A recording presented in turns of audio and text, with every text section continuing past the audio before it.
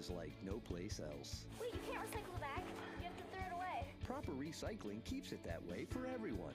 Bags tangle in machinery and can bring sorting efforts to a halt. No bags. Trash the bags and keep our recycling program moving forward. No, Mom, look. No plastic bags. Do your part to keep our recycling bag-free. Trash the tanglers or return them to participating retailers. For more information, visit TampaBayRecycles.org.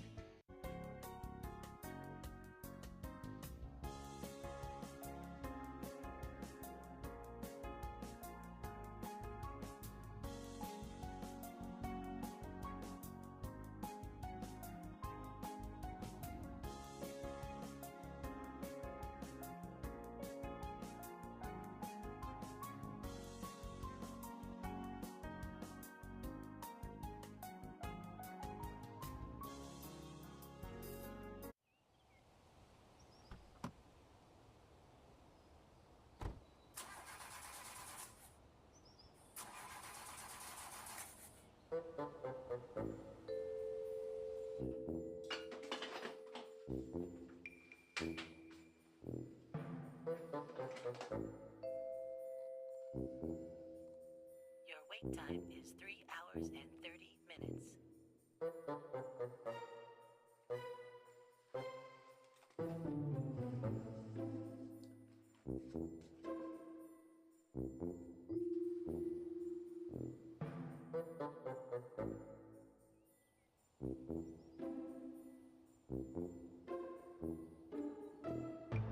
It's okay, Dad. It's just not your day. I know. No, I mean it's not your watering day. Oh, right. Look. Sometimes it's just not your day. Hillsborough County limits lawn and landscape watering to specific days in order to preserve year-round conservation. To find out your watering days, just visit hcflgov.net/water restrictions and enter your address.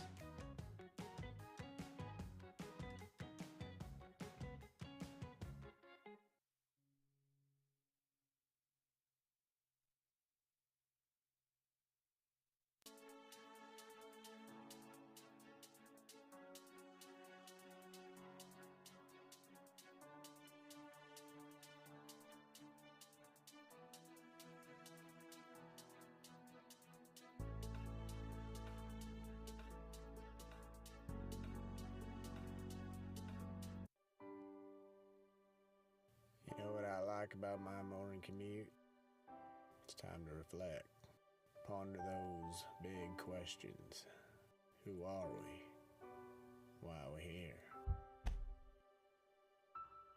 Sometimes you just gotta take those bumps in the road and keep on moving forward.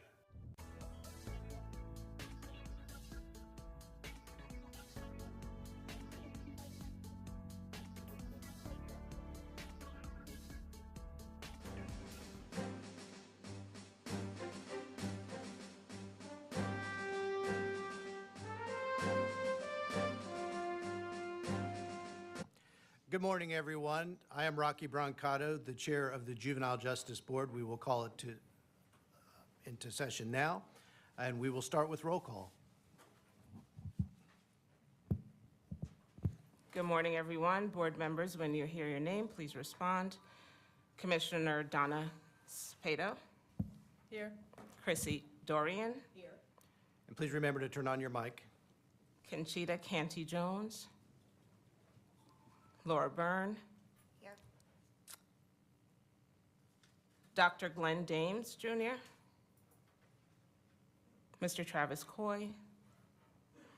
Mr. Rocky Brancato. Present. Gina Justice. Judy Royston for Gina Justice. Thank you. Ms. Beth Pasick. Captain Preston Hollis. Lieutenant Robin Polk. Present. Ms. Sarah Grimmick. She's not here, but I'm here. I'm Kay Hunter. Thank you. Markesh Thomas. Here. Thank you. Latrice Rowell. Pam Jeffrey. Here. Kimberly Williams. And Mr. Rob Parkinson. Here. Thank you. Thank you. And today is also National Adoption Day, so several people were unavailable for that. They're over at the courthouse celebrating the best thing that happens in the courthouse, which is adoptions. We will go ahead and have the Pledge of Allegiance. I pledge allegiance to the flag of the United States of America and to the republic for which it stands, one nation, under God, indivisible, with liberty and justice for all.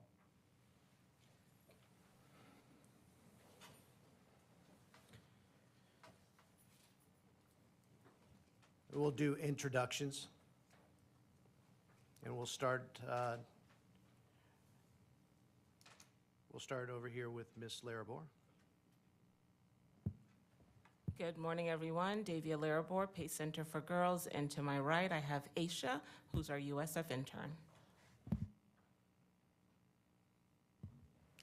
Good morning. I'm Laura Byrne with Tampa Bay Parenting.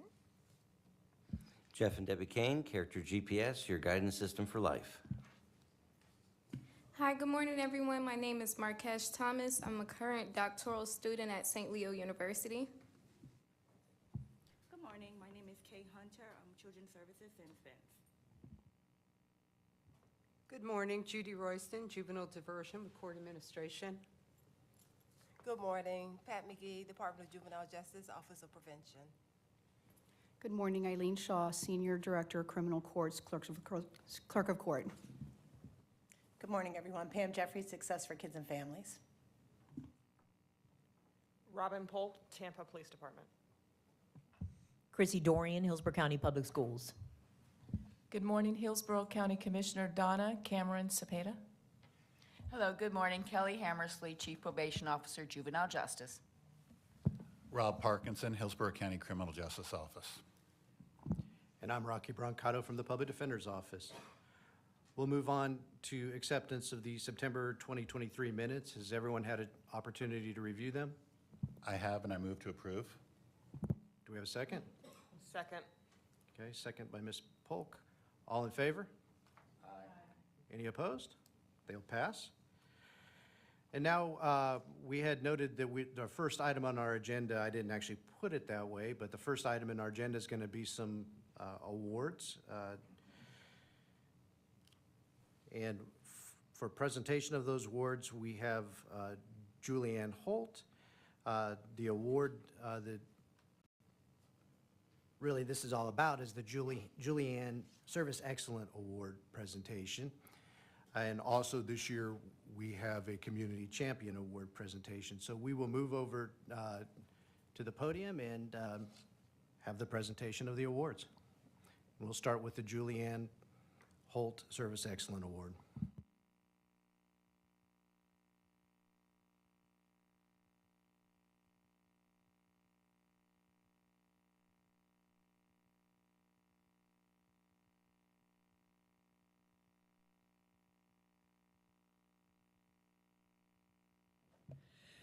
Good morning, everyone. Julianne Holt, I'm your public defender right now for about another year and 1 month, so just want you to know that I'm not counting down, however.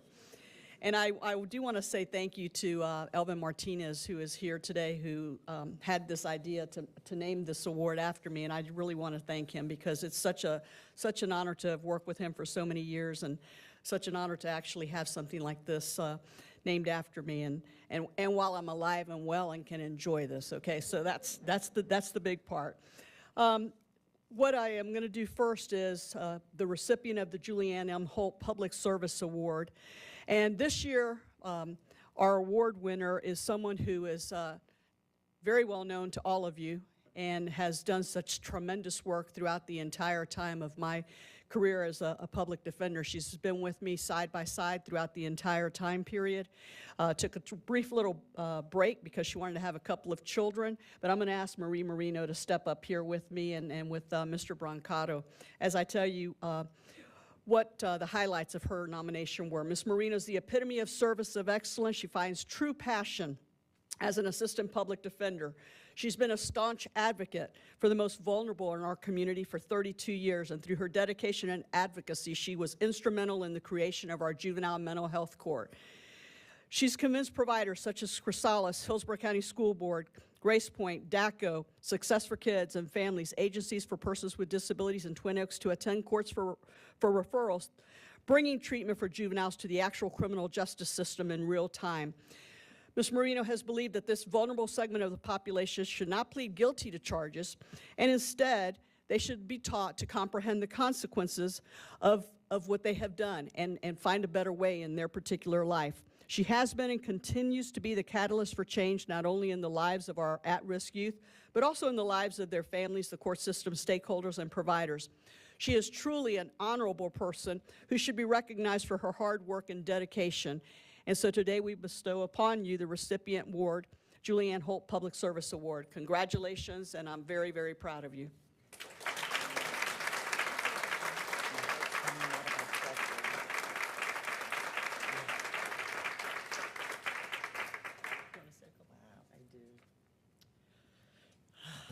Don't like being the recipient of awards. You know that trite phrase that if you love what you do, you don't work a day in your life. My career epitomizes that, and I'm just fueled by this amazing person behind me who handed me this award. It's been an amazing, beautiful journey. I want to thank two special people from my office for even nominating me, Lauren Nehru's and Tina Mobley. That was a beautiful thing. I know there's other people that got nominated as well, and I'm positive you all deserve it, so hats off to you. This board, thank you for sitting in this most important position, talking about the well-being of our kids and their futures. You know, it starts here, and it's so critical that you continue to do so. And it's just a privilege to have you have awarded me this way. There are so many folks from my office behind me that just, you know, there's no I in the word team. This isn't about me, it's about all of us. It's just about the journey and not even the destination.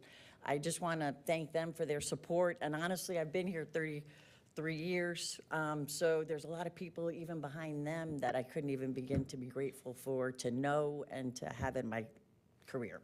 But honestly and truly, the one person that makes this amazingly meaningful to me, and I feel emotional and I'm sorry, is Ms. Holt. I have worked and I'm inspired by her. I was never a career public defender, and here I stand one today. Because she inspired me and continues to inspire me. And to go home with an award by the community that I am recognized to be anything of who Julianne Holt has been to our community is my greatest gift and my greatest pride. So thank you, everybody. Thank you very much.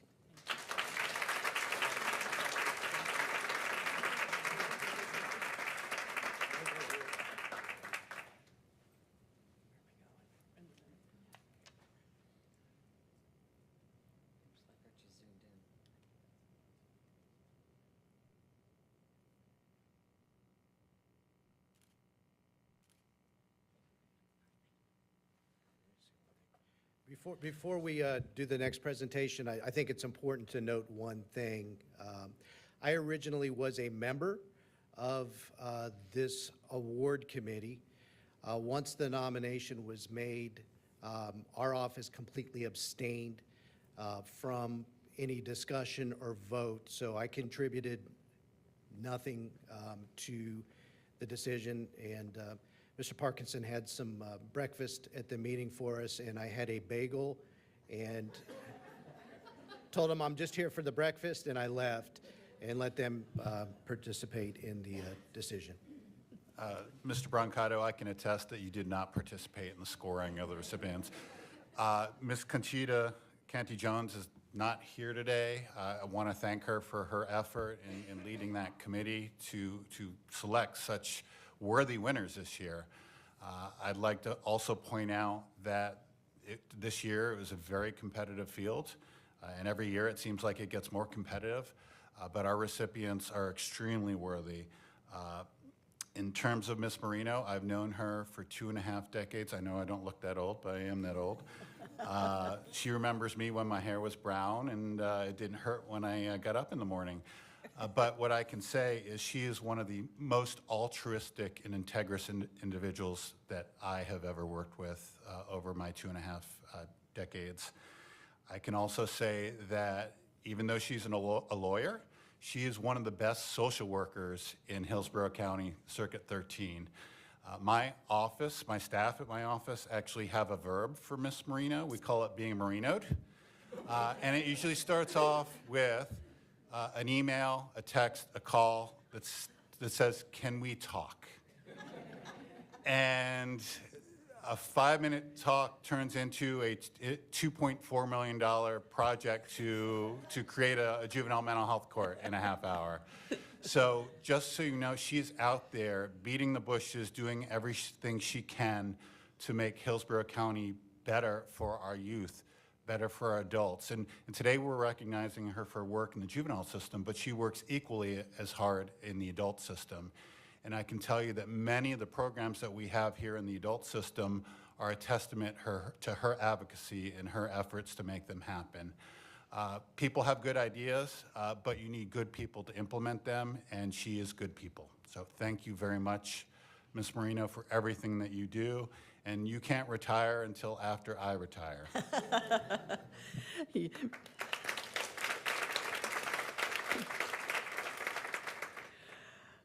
The winner of the Julianne M. Holt Community Champion Award is Jennifer Fisher.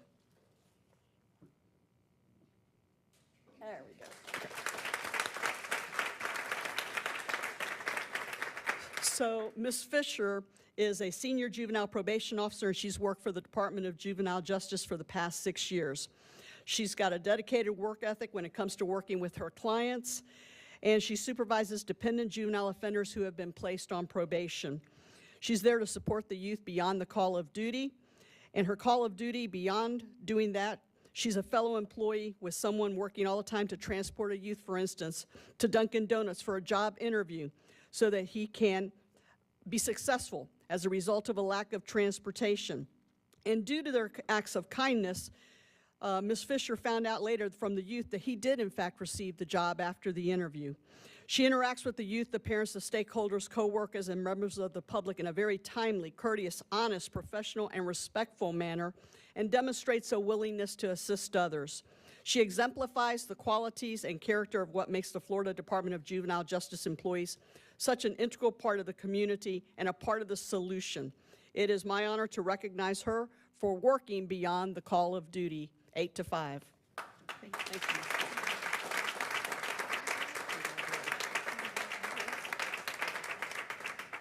Good morning, everyone. I am honored to receive this award by such amazing people that have the same passion and care that I have for the youth in our community. I work with foster care youth. We know there are barriers sometimes for them to achieve the things they need to achieve, and I just want to make sure I continue to step right in and help them complete their probation and be a successful person in their adult life. Thank you again.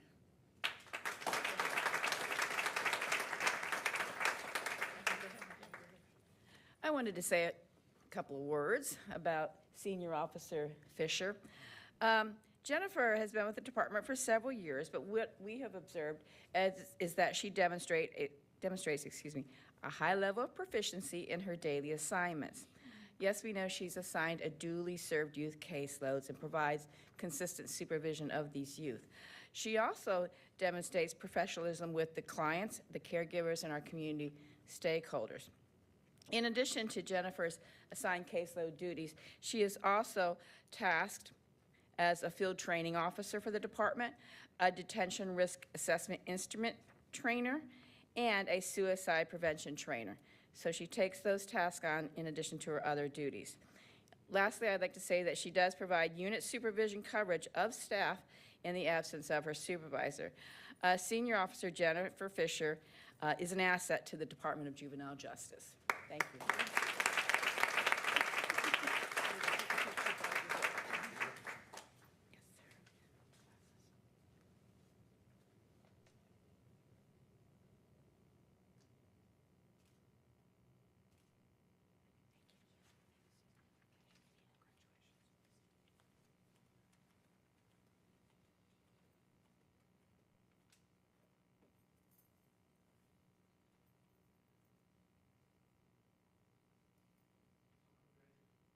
Congratulations to both winners.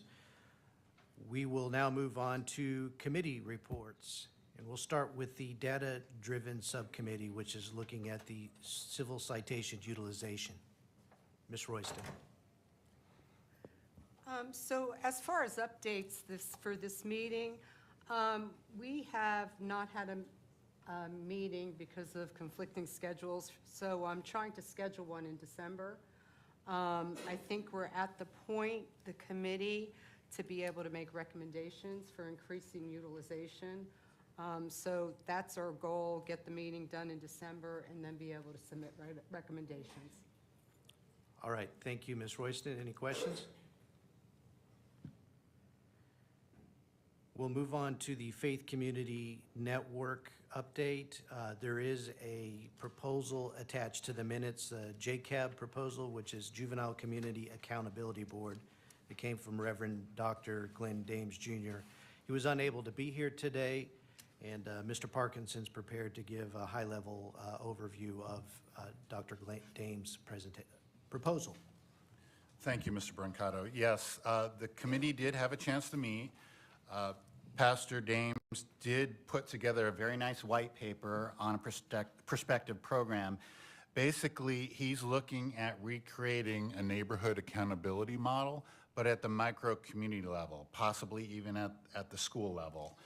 He's put together some very good bullet points in terms of how it would operate, who it would serve, and essentially he's looking at serving, it would basically be pre-delinquent youth. These are kids with behavioral issues in the school system that if something is not done, will most likely lead to them to be involved in the juvenile justice system. After our meeting, he got feedback from the subcommittee, and he's actually working on revising the proposal to meet the needs of the county, but also the needs of the board. So who would be providing the services, how the specifics of how they would be provided. And again, he's looking at a neighborhood accountability board with a strong mentorship component.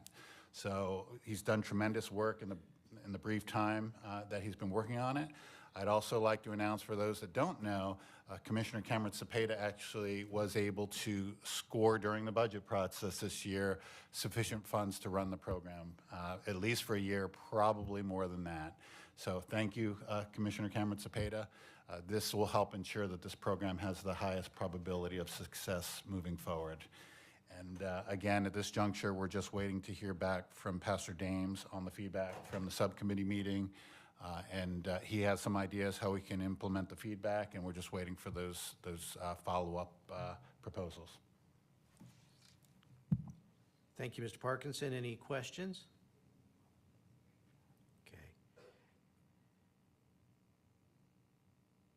We'll move on to member updates. Department of Juvenile Justice. Ms. Hammersley stepped out, so we'll go. No, I'm right here. Oh, there you go. Okay. I thought you stepped out to be with Ms. Fisher, the award winner. You're like a ninja. Our current reports, currently in Circuit 13, we have a total of 1,578 youth that are assigned. Of those, 272 youth are on some form of probation, post-commitment, or conditional release supervision. There currently are 59 youth in our secure detention center. We have 56 youth on supervised release status, and we have 21 youth that are on electronic monitoring. Recently, checked the numbers yesterday, on intensive supervision probation, we have 91 youth. We are the second highest in the state of Florida